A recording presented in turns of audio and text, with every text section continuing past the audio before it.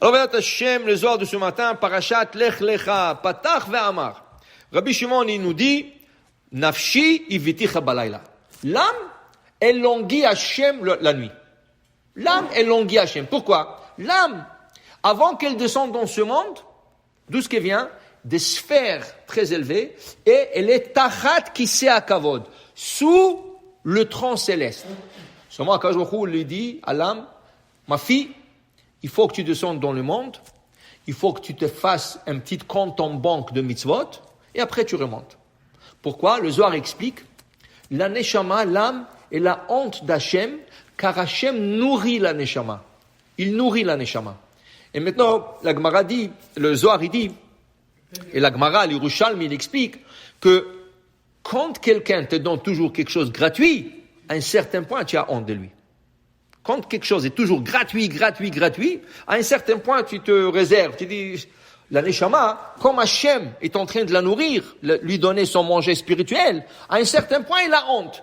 Qu'est-ce que Hachem il dit à la neshama? Ma fille, descends sur terre, fais-toi des mitzvot, mets tes tefillim, fais le Shabbat, mange kasher. Tu vas avoir un petit compte en banque, et quand tu vas monter, je vais te payer pour tout ce que tu as fait toi. Et là, tu as acquis ton pain. Tu as acheté ton pain. Okay? Alors, la neshama, le soir, elle languit Hachem. Oui, elle est ici pour une mission, mais le soir, tu dors. Quand tu dors, tu peux pas mettre le tefillim. Quand tu dors, tu peux pas lire le schéma, tu peux pas t'asseoir dans la soukha. Alors, la neshama, elle dit, maintenant je suis libre. Je vais aller visiter mon père. Avinu Sheba Shamayim, mon père céleste dans le ciel. Je vais aller visiter Hachem. Nafshi, iviticha balayla. Hachem, je languis, je vais vous voir. Et là, il veut monter. Et commence à monter. Il commence. Dis, Rabbi Shimon Bar Yochai, Tachazé. Mais viens, je t'enseigne quelque chose. Quand elle commence à monter, on l'arrête dans de certains niveaux. Pourquoi? Il dit d'abord, quand elle sort du corps. D'abord, quand elle sort du corps. Le corps, il dit, tu me laisses comme ça? Là, le corps, sans la neshama, il peut quitter ce monde aussi. Alors, comment tu le... Il dit non. Il dit, Tahazé, viens, je t'explique, quand elle sort du corps, Chadrishimu de kista de chiyuta de liba. Elle laisse une petite empreinte de la neshama dans le cœur. C'est ça qui fait battre le cœur. Le cœur, il continue à battre et il garde toujours le corps en vie. Ça. Après, Venafsha azla, et la neshama, elle monte, ou ba'ya le saleka, elle peut monter, vekama dargin et saleka. Elle a beaucoup de niveaux, beaucoup de sphères à transpercer. Okay? Mais il te dit, une seconde, si cette neshama ista'avat, elle s'est impurifiée pendant la journée, elle a fait des péchés, qu'est-ce qui arrive? On l'arrête. Le malachim dit, tu peux pas aller plus loin, tu dois t'arrêter ici. Si elle est pure, on lui donne plus d'accès.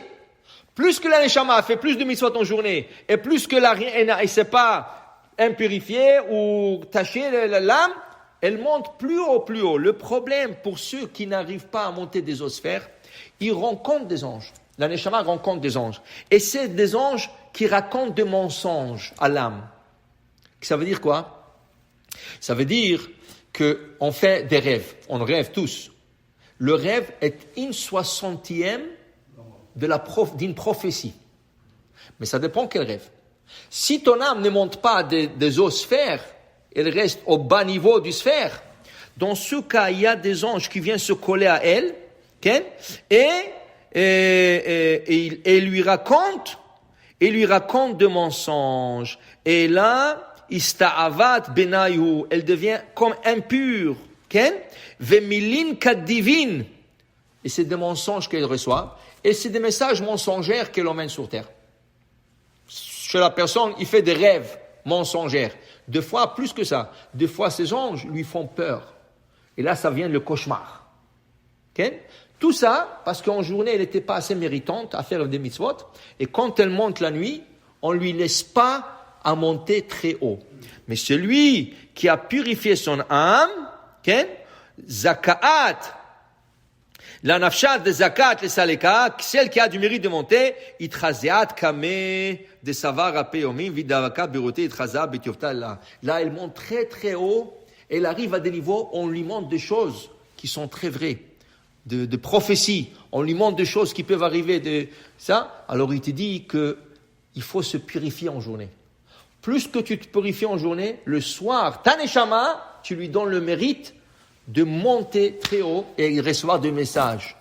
Mais moins que tu fais des mitzvot, ou tu fais des averot, tu laisses la chance moins à ton âme de monter à des très hauts niveaux. Alors dit le Zohar à combien une personne devrait se purifier en journée pour donner le mérite à sa neshama. Baruch Adonai le'olam. Amen ve amen.